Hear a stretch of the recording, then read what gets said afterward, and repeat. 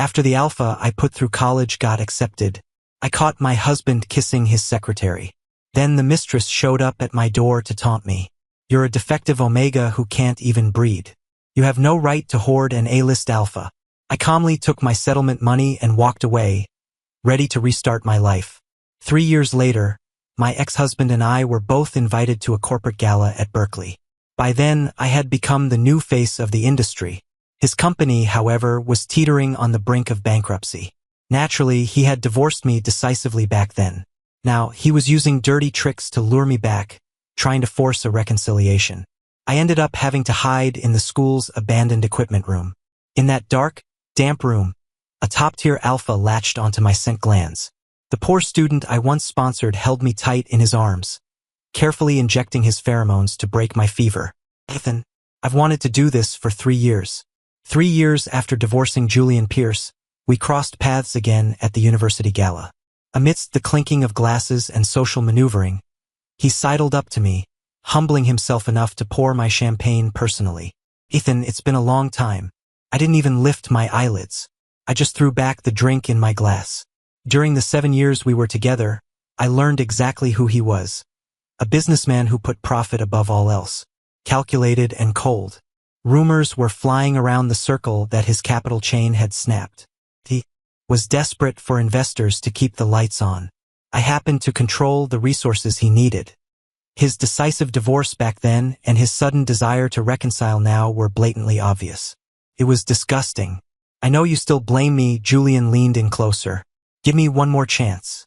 Okay? I'll make it up to you. I didn't want anything to do with him. But as I turned to leave, my cheeks started to burn. Heat crawled up my neck, and my glands began to itch.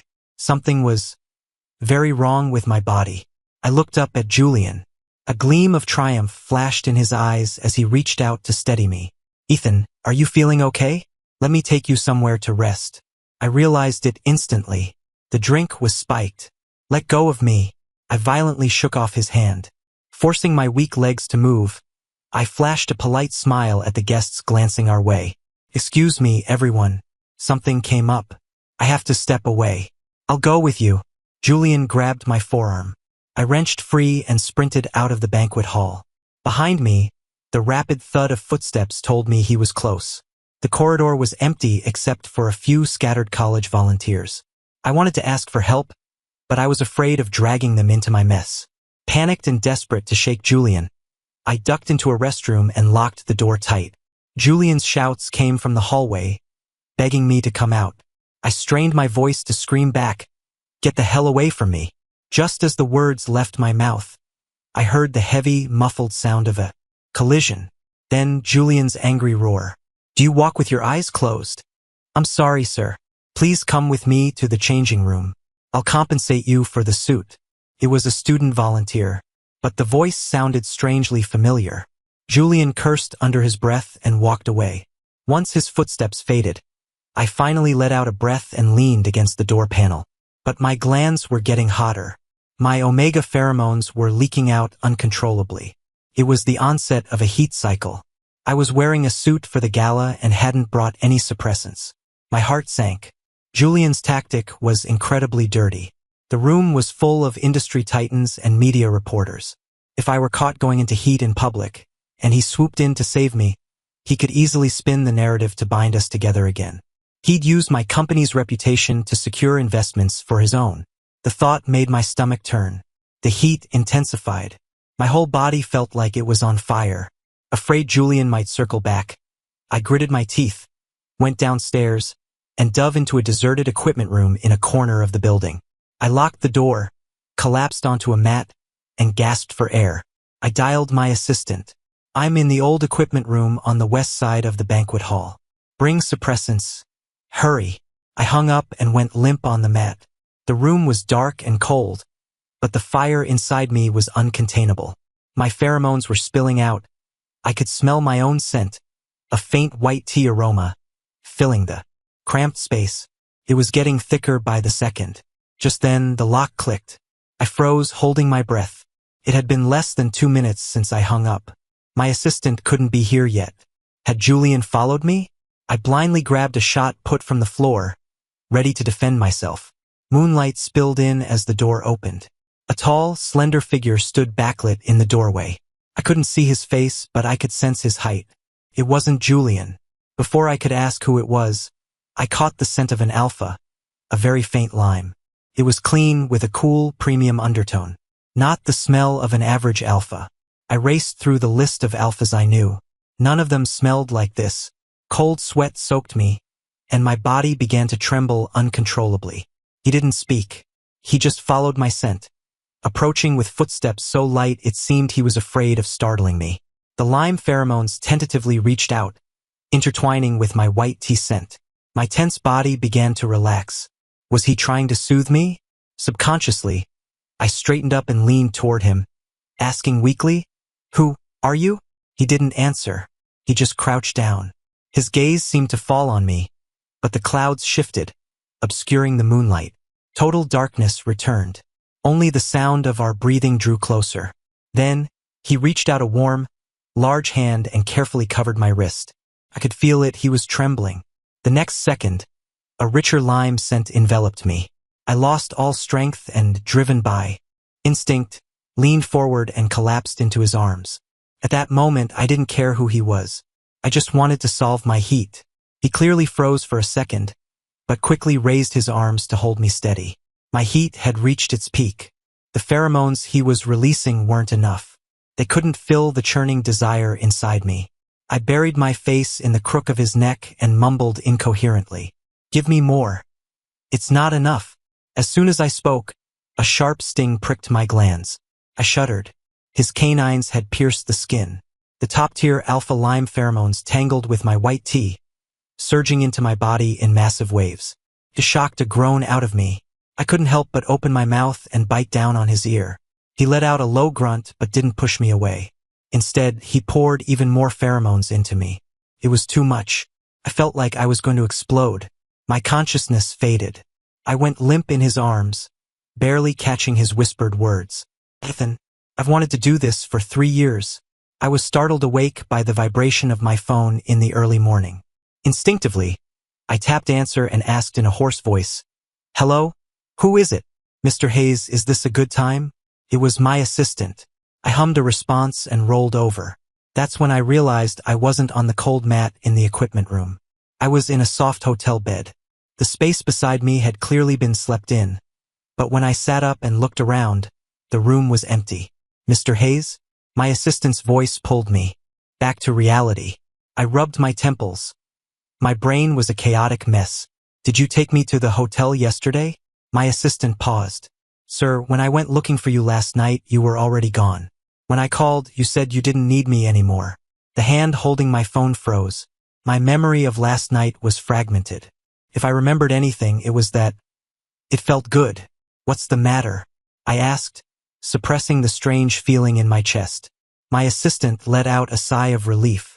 "The interns are starting today. You said if there were any good prospects, you'd mentor them personally. HR says there's a resume that stands out. Do you still want to take him?"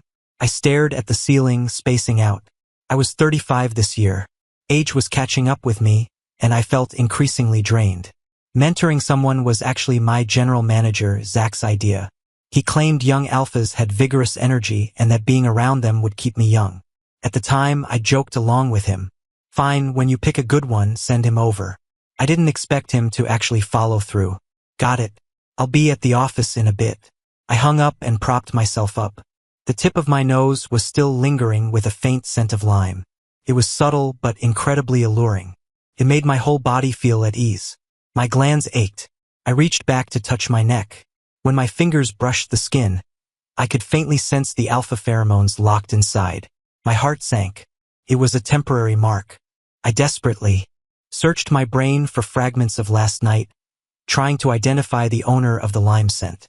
But no matter how hard I tried, it was just a blurry silhouette. My body felt sticky. I decided to stop thinking about it. I got out of bed and walked into the bathroom. The moment I looked up, I froze. In the mirror, from my collarbone down to my thighs, I was covered in dense hickeys. Deep and shallow, ambiguous and glaring. A sensation rose from my lower body, prying open a memory. In my mind, A tall alpha carried me back to the hotel and laid me on the bed. He tried to leave, but I grabbed the hem of his shirt. Dizzy and feverish, I pinned him against the hotel door. He cried out softly, "Ethan." The more he called my name, the more excited I got. I couldn't control myself as I pressed against him. The insecurity of the heat made my voice sound tearful as I begged him over and over not to go. And then, my face burned hot. I didn't dare think any further. I turned on the shower and stood under the spray until my head cleared. In the 7 years I was with Julian, because of my naturally defective glands, the number of times he successfully marked me could be counted on one hand. I never expected that I would be so easily marked by a college student in a moment of chaos. Unfortunately, the kid had left before dawn. Clearly, he didn't want me to know who he was. I decided not to investigate. I went home to change and didn't get to the office until 2 p.m. The lime scent on me was strong. I lit incense, but nothing could cover it. Just as I was thinking about taking a shower in the back lounge, General Manager Zach came trotting over, holding a resume like a treasure. "Ethan, finally. About that thing we discussed, I took care of it." He slammed the resume onto my desk, pointing at the major listed with a smug look. "AI major, tons of national and state awards. This kid is a beast. We need someone like this right now." He pushed up his glasses and leaned in. "Most importantly, he's a top-tier alpha." I was a little dazed by his chatter. Subconsciously, I tightened my collar and reached for the resume. When I saw the name, I paused and read it aloud. Caleb Vance. The same name as the student I used to sponsor. I scanned the ID photo and my gaze locked. The young man in the photo had cool, sharp eyebrows and a defined jawline. Yet, he overlapped perfectly with the impoverished student in the dirty, worn-out uniform from my memories. That was the 2nd year of my marriage to Julian. I had just been diagnosed with defective glands. At first, Julian could manage temporary marks, but it became increasingly difficult. The doctor said we would never have children. Amid the devastating blow, I suggested, "Let's adopt a child." He agreed initially. We went to the mountains, visited orphanages, and decided to adopt a 3-year-old boy. But his mother ruined it. Her excuse was that the family legacy couldn't be passed to an outsider. The reality was she despised me for being unable to bear children. So I started sponsoring poor students. I wanted to do some good, praying to God that my condition might improve. Caleb Vance was one of the recipients. I remembered him well because he lived in a remote mountain village. His father was paralyzed, and his mother had run off. A tiny figure carrying a tattered book bag, walking miles of mountain road every day to get to elementary school. He had a maturity that didn't belong to a child his age. It made my heart ache. He became the primary beneficiary for Julian and me. The kid studied hard, top of his class every year. Julian even joked that he was moldable talent, someone we could groom as an heir. But in the 10th year of our marriage, I caught Julian with his secretary. The young, beautiful Omega pointed at my nose and cursed. "You're a defective Omega who can't breed. You don't deserve an A-list alpha." I thought Julian at least had deep feelings for me, but he threw the divorce papers at me. His excuse was identical to his parents. "Ethan, I'm not young anymore. I need an heir. I'll give you a sum of money as compensation." I didn't argue. I took the money and left cleanly. Even during my hardest times, I insisted on sending Caleb his tuition. The year he got into Stanford, the money I sent was returned in full. He said he had a full scholarship and didn't need my help anymore. He wanted to meet me. Thinking about it, I hadn't seen him in years. My memory stopped at him in middle school, shyly calling me sir without daring to lift his head. My company was a startup then, and things were chaotic. Julian was constantly tripping me up. I missed the appointments to meet Caleb several times. The kid probably thought I was annoyed and stopped asking. I didn't expect to hear from him again until 3 years later. He was graduating and he had come to my company. Zach didn't notice my strange behavior. He was still gesticulating wildly.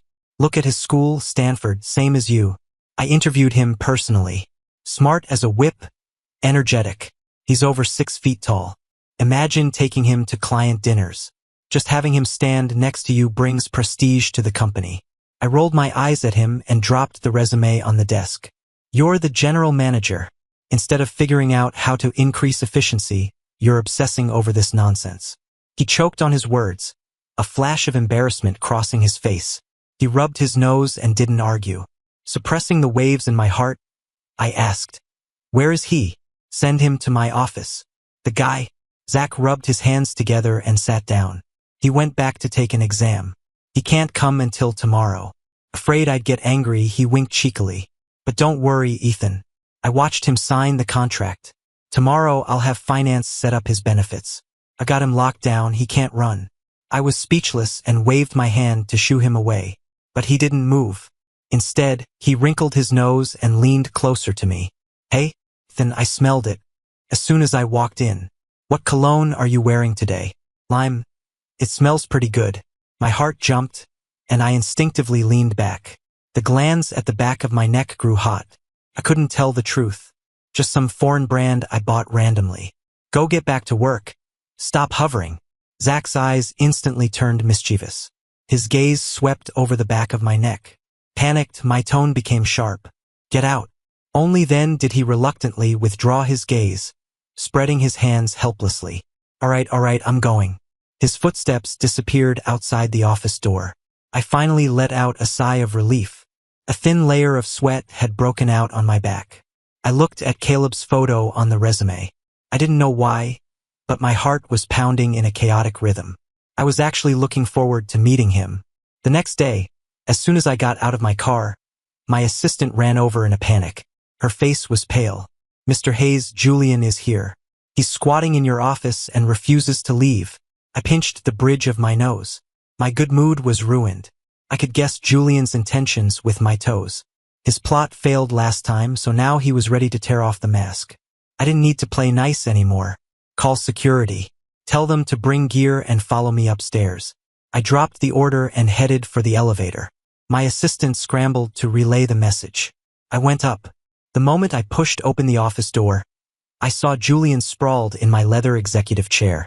His fingertips were drumming on my private documents on the desk. He really thought he owned the place. Security swarmed in and surrounded him. He glanced around without a hint of fear. Instead, he leisurely slapped a contract onto the desk, his tone self-righteous. "Ethan Hayes, I'm here to settle old scores. Those scenic villas I gave you during the divorce weren't part of the asset division. I want them back." I laughed out loud. Those villas were what he had given me while crying during the divorce, claiming he owed me, that he was sorry, that it was extra compensation. The deed of gift, in black and white, was locked in my safe. Now he was lying through his teeth. I didn't back down. I picked up the contract, tore it to shreds, and threw it in his face. "Security, throw him out." The guards stepped forward and hoisted him up. Forced out of my chair, he struggled to free a finger and pointed it at my nose. "Ethan Hayes, I pitied you back then. I gave you half my fortune so you could have this status today. Now that I'm in trouble, you won't even lend a hand? How can you be so cruel?" "My status?" I took a step forward, staring dead into his face. "Julian, check your conscience. Who gave you everything you had? If my father hadn't died early and blindly entrusted the family business and me to you, you would be nothing. Everything you had should have been mine." At the mention of my father, my eyes instantly reddened. Julian's aggression slowly faded. His tone softened as he slowly sank to his knees at my feet, sobbing. "Ethan, I know I was wrong. I'm divorced now. I only have you in my heart. Can we start over?" I rolled my eyes and kicked him hard in the stomach. He looked at me in pain. I gave the order directly. "Throw him out." Julian's expression froze. Security grabbed his arms. He instantly saw red, struggling and lunging toward me. In the chaos, he pulled something from his pocket. Cold glint flashed. A sharp knife was thrusting straight toward my heart. My pupils shrank. My blood froze. Even my reflexes were half a beat too slow. There was nowhere to dodge.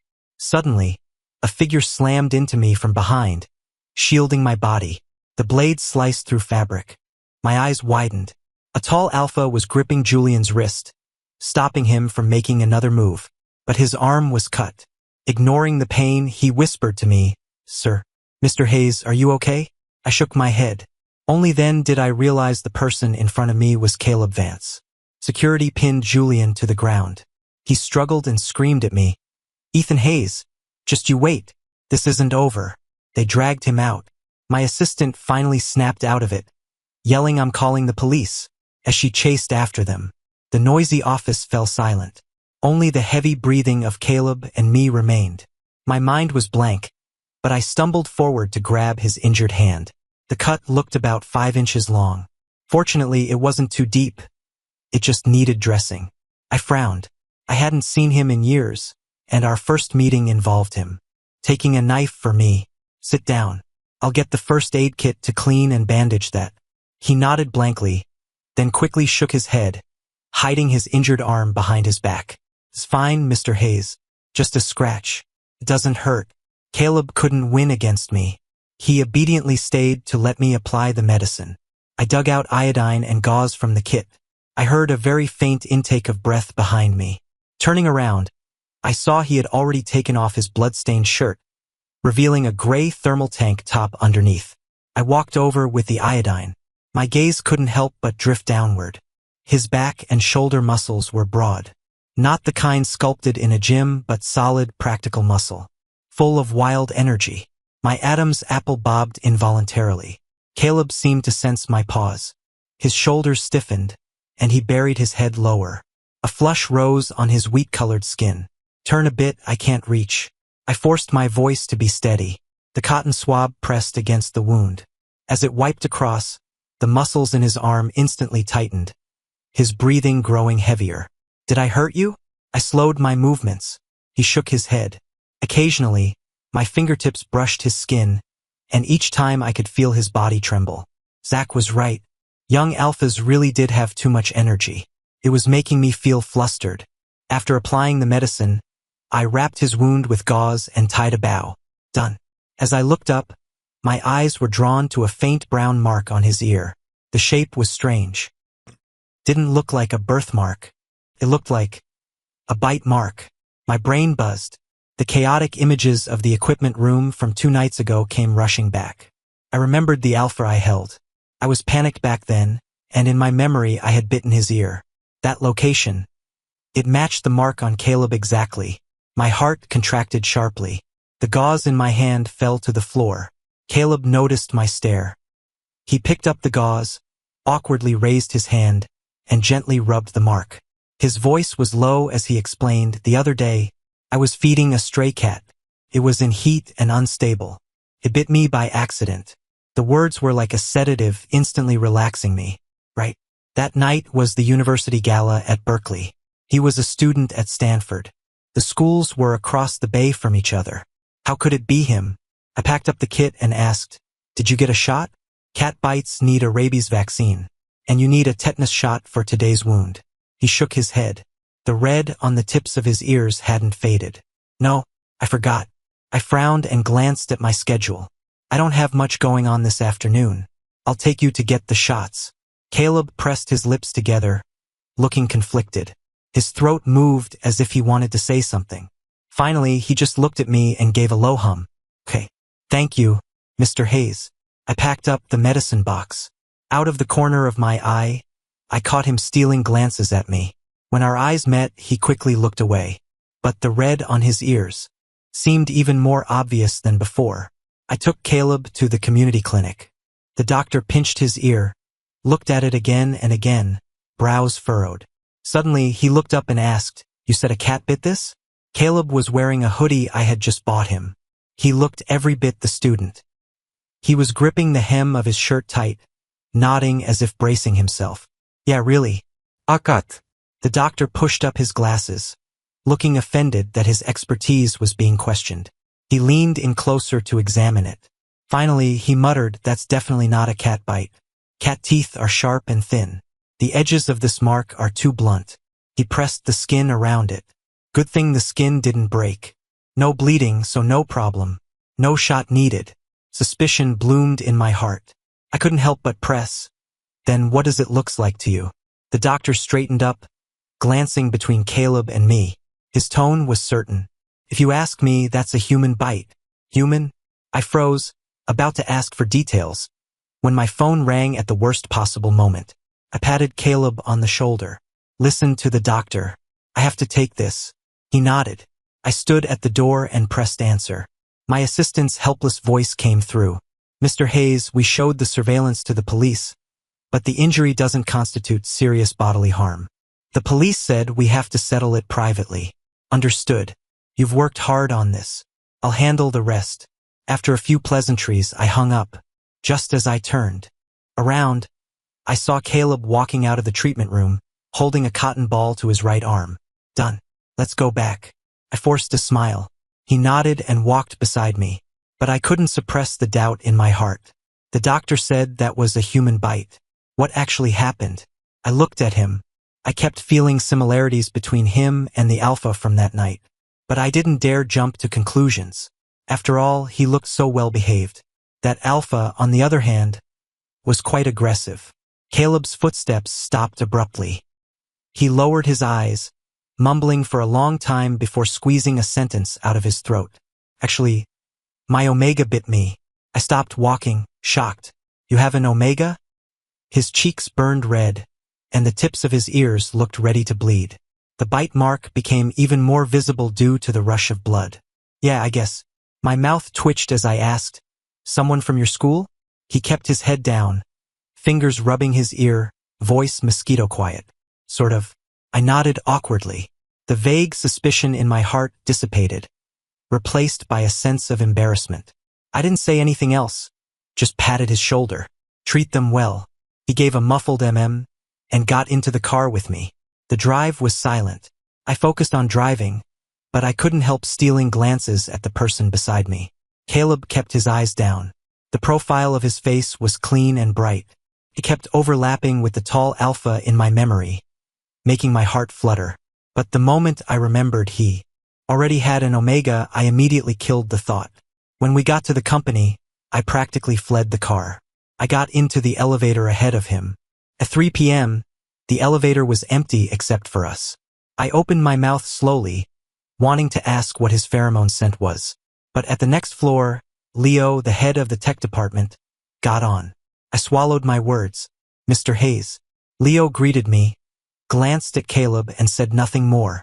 On the office floor, I called both of them into my office. I said to Caleb, this is Leo, our tech department head. He shook hands with Leo. Hello, sir. I pointed at Caleb and said to Leo, Caleb Vance, Stanford top graduate. He'll be shadowing you from now on. Leo smiled and nodded, praising him as a good prospect. Caleb, however, looked stunned. When he looked up at me, those clear eyes were full of confusion, even a hint of grievance. You aren't mentoring me? I put on a formulaic smile, trying to sound peaceful and businesslike. I'm very busy, mostly with social engagements. Following me would be a waste of your talent. His lips moved, but in the end, he just whispered a small okay. There seemed to be disappointment in his eyes. I pushed down my irritability and softened my voice to encourage him. Learn well from Leo. I look forward to your growth. His eyes finally lit up, and he nodded heavily before following Leo out. The office went quiet. I rubbed my shoulder. A faint ache came from the glands at the back of my neck. That lime scent was still locked inside, just fainter than yesterday. A temporary mark only lasts 7 days max. I could feel it slowly fading. I thought I had found its owner. Turns out I was wrong. He already had a beloved omega. I laughed at myself. In a few days, the mark would be gone completely. Forget it. Just treat it as a misunderstanding that ended before it began. When Zach came to find me, I was looking at project reports. I dug up that talent for you, and you just shoved him over to Leo. He planted himself in front of my desk, voice raised several decibels, nearly making me click the wrong thing with my mouse. Without turning, I pulled up Caleb's academic transcript. Straight A+, perfect scores in lab work. I shot him a look. Let him practice first. He's technical. He won't learn the real stuff following me. My projects were all business negotiations and resource networking. Caleb looked like the type to bury his head in research. Putting him with me really would be a waste. Zach was speechless, opening his mouth but finding no rebuttal. He leaned in. Since you want him to get experience, how about he comes with me to the Newark site? I narrowed my eyes and refused almost instinctively. No. Zach looked confused. I explained he hasn't graduated yet, and he's quiet. Newark is too rough. Don't corrupt him. Zach laughed dismissively, eyes wide. Quiet? Ethan, how long has it been since you paid attention to your alma mater? Go watch his debate finals. That mouth of his could talk. Someone to death. He started walking out, throwing a sentence over his shoulder. It's settled. I'm taking him to the site. We leave tomorrow. The office door slammed shut. I stared at Caleb's name on the screen. After a long silence, I opened the university website. The splash screen was the debate championship video. Caleb was wearing a simple white shirt. He looked sharp and clean, his gaze piercing. He was a completely different person from the boy who lowered his eyes around me. The opposing debater threw out a sharp question, questioning the danger of technological development lacking ethical constraints.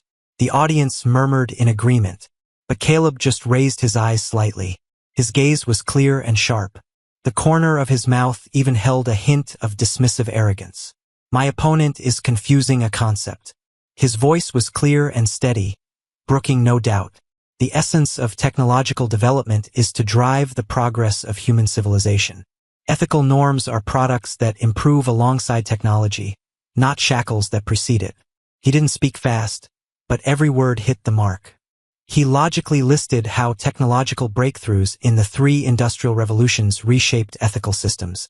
His logic was so tight you couldn't find a flaw. The opponent pressed on unwillingly, trying to use extreme cases to force a concession.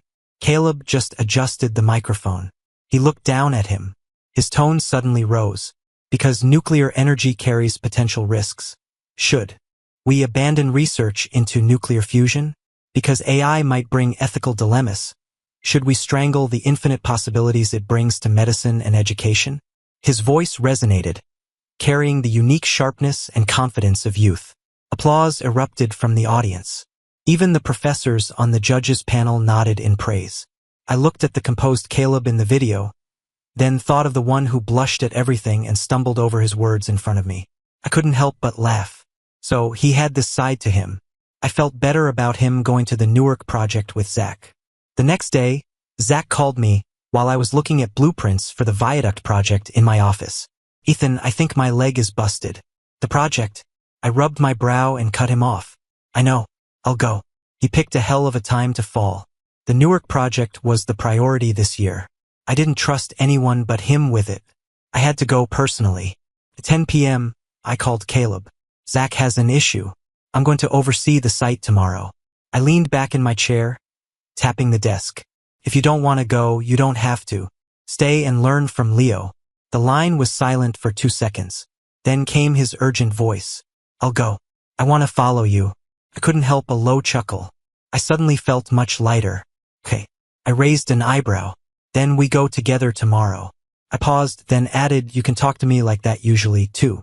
Like the way you were in the debate. The other end went silent. I thought I said something wrong. Just as I was about to backtrack, he spoke. Okay, I'll listen to you. I hung up and had a rare good night's sleep. Early the next morning, I drove Caleb to the site.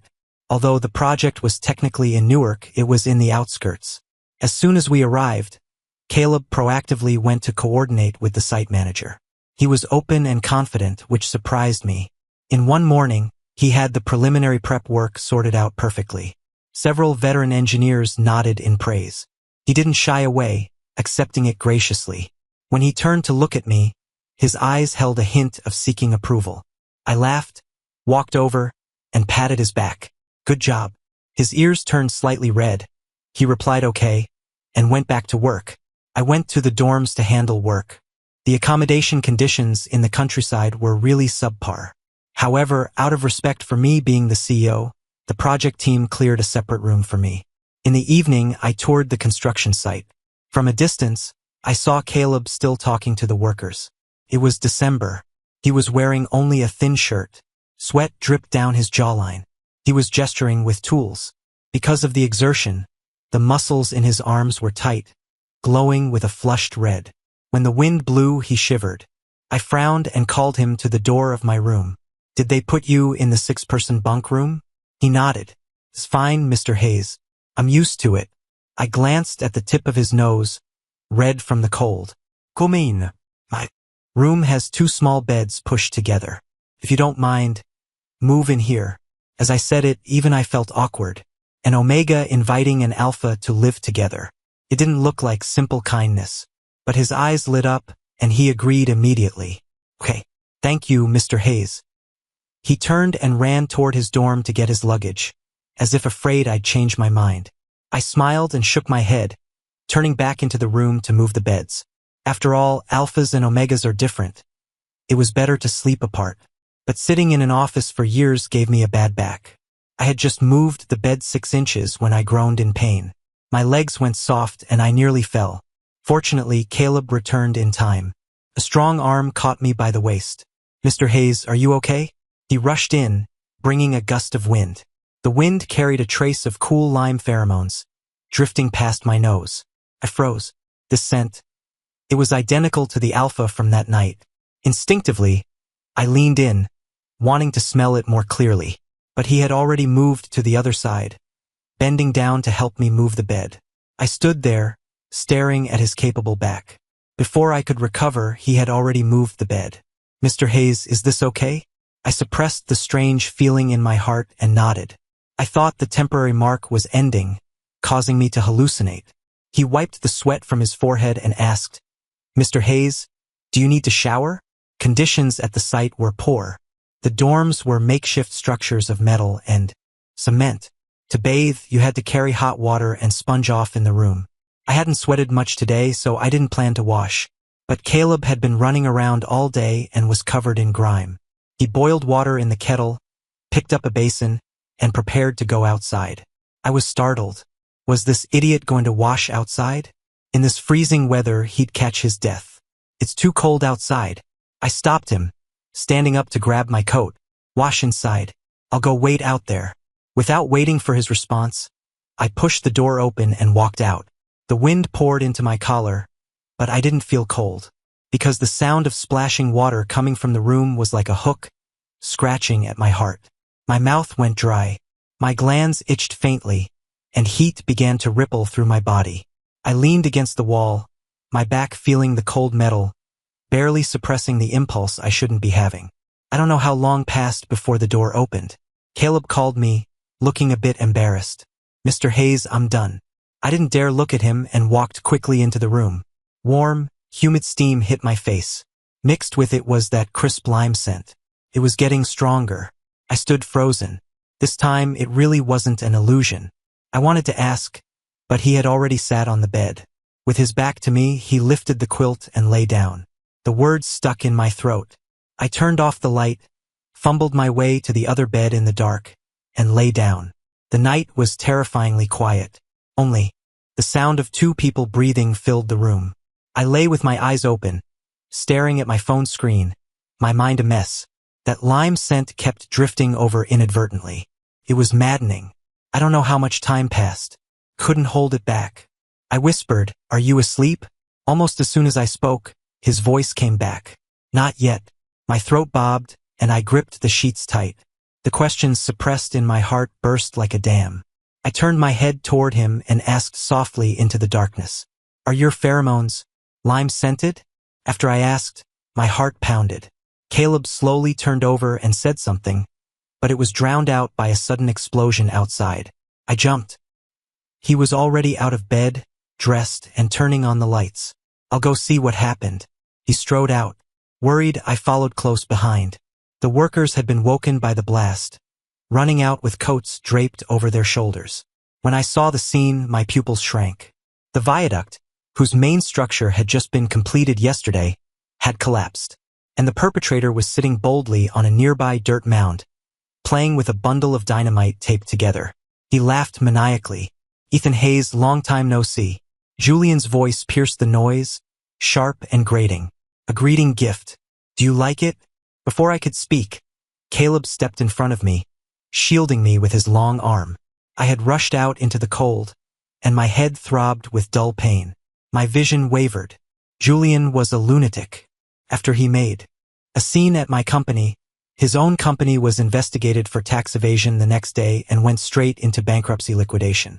I thought his silence meant he had accepted his fate and gone into hiding. I hadn't kept tabs on him. Who knew he was hiding this deep, holding onto such malicious intent? This is a state project, right? Julian suddenly stood up, holding the dynamite high. He roared at me with red eyes. Destroy it. Ethan, let's see how you explain this to the authorities. As he spoke, he raised his arm, actually intending to throw the dynamite at the wreckage of the bridge. Fall back. I screamed at the workers. Just then, an intensely cold pheromone blasted out from Caleb. A crisp lime scent, carrying the crushing pressure of a top-tier alpha, swept over the entire construction site. I could clearly feel the rage embedded in those pheromones. Julian was only an A-class alpha. Suppressed, his movements instantly froze. His arm holding the explosives couldn't move. The madness on his face was replaced by terror. The workers around us, mostly alphas, were squatting on the ground holding their heads, faces pale. I was closest to Caleb. Although he deliberately held back, my damaged glands still couldn't withstand the pressure. This was the deterrence of a top-tier alpha. When released, it forced everyone to bow. Julian collapsed to the ground. The dynamite rolled away. A few beta workers who recovered first rushed over and tied him up tight. Sirens cut through the night sky. Firefighters put out the blaze. The moment the danger passed, Caleb hurriedly reeled his pheromones back in. But I felt as if all my strength had been drained. A burning sting suddenly radiated from the glands at the back of my neck. It was Omega instinct. Stimulated by the top-tier alpha pheromones, I started going into heat uncontrollably. My legs gave out. Couldn't hold on anymore. I fell straight down. I landed in Caleb's arms. The familiar lime scent lingered at my nose again, this time with a soothing aura. My consciousness grew heavier. He picked me up horizontally, whispering anxiously, "Ethan, I'm sorry." Then he turned, his voice returning to its usual calm authority as he spoke to the site manager. "I'll leave the rest to you." Before I lost consciousness completely, I felt him carrying me hurriedly toward the room. The heat felt like it was melting me down. Every inch of my skin screamed with longing. Caleb held me in his arms, continuously pouring lime pheromones into my body. But it couldn't fill the void. I was like a beast out of control, wrapping my limbs around him, my teeth sinking hard into his defined collarbone. He groaned in pain but didn't push me away. Instead, he gripped the back of my neck. His warm lips covered my burning glands. A sharp sting accompanied the massive surge of lime pheromones injecting into me. I shuddered all over, unable to stop a moan from escaping. My consciousness drifted further. I fumbled blindly to tear off his clothes. My wrist was suddenly caught. Caleb looked down at me. Emotions I couldn't read churned in his eyes. His voice was hoarse. "Can I? Really?" My vision was blurry, my head aching, my body itching. I couldn't answer. I shook off his hand and continued tearing at his clothes. He smirked and stopped resisting. His shirt buttons popped off one by one, revealing a tight, fluid waistline. Mine were stripped clean by him. Caleb immediately pulled the quilt over us, wrapping us tightly inside. Our burning bodies pressed together, heat intertwining instantly. He lowered his head, his nose brushing my ear. His breath was scorching. "I'm going in, Ethan." When I woke up in the morning, my head was still spinning. The spot beside me was stone cold. Caleb was gone. I sat up abruptly. The quilt slid down, revealing ambiguous red marks all over my shoulders. My heart tightened. I threw on clothes and rushed out. My only thought was, he ate me up and ran away again. But as soon as I opened the door, I saw him. Under the distant viaduct, Caleb was wearing a hard hat and protective gear, looking intently at the blueprints in his hand. He looked up and saw me. Immediately, he jogged over. The wind he created carried a faint lime scent into my nose. Illuminated by the sunlight, he looked gentle and clean. "Ethan." His voice was clear, full of youthful energy. "I just calculated the damage. It's not bad. I've drafted a reinforcement plan. We should be able to finish on time." As he spoke, the workers behind him were stealing glances at us. The gossip in their eyes was practically overflowing. My face heated up. I dragged him by the wrist back into the room, slammed the door, and locked it. He stumbled from my pull. His hard hat knocked askew, revealing sweat-dampened hair on his forehead. I held back a stomach full of questions, but the words turned into stammering gasps at my lips. I couldn't squeeze out a complete sentence. The emotions in my chest were churning. Anger, grievance, and a confusing panic I couldn't name. It upset me. He just looked at me like that. He reached out and gently held my wrist. Ethan, the one who saved you at the gala was me. The one who marked you was also me. He looked up at me, a trace of nervousness flashing in his eyes. I'm sorry. I did it without your permission. Shoo. I extended my index finger and gently sealed his lips. My fingertip touched his soft lips, feeling his slight tremble. The anger in my heart vanished instantly, replaced by a dense heartache. I sighed, my voice very soft. You helped me. Why apologize? I should be thanking you. I don't know which word hurt him, but his eyes suddenly grew wet, looking like a kicked puppy, full of disappointment. Just, thank you? My heart clenched. I didn't dare look into his eyes again. I turned my head away hurriedly, my gaze landing on a safety poster on the wall. Caleb, I spoke with difficulty. I'm old. I'm divorced. I'm a defective Omega. You're different. You're young, smart, capable. You have a bright future. There's no need. Before I could finish, he gripped my wrist hard. He suddenly reached out, turning my head to force me to look at him. His eyes surged with stubborn determination. Ethan. He spoke word by word, his voice trembling. I only want to be with you. The moment the words fell, his kiss landed unguarded. First, he touched my lips carefully. Feeling no resistance, he slowly deepened the kiss. The lime pheromones gently wrapped around me, carrying a soothing intent. His hands cupped my face, movements so gentle it was like he was afraid of breaking a treasure.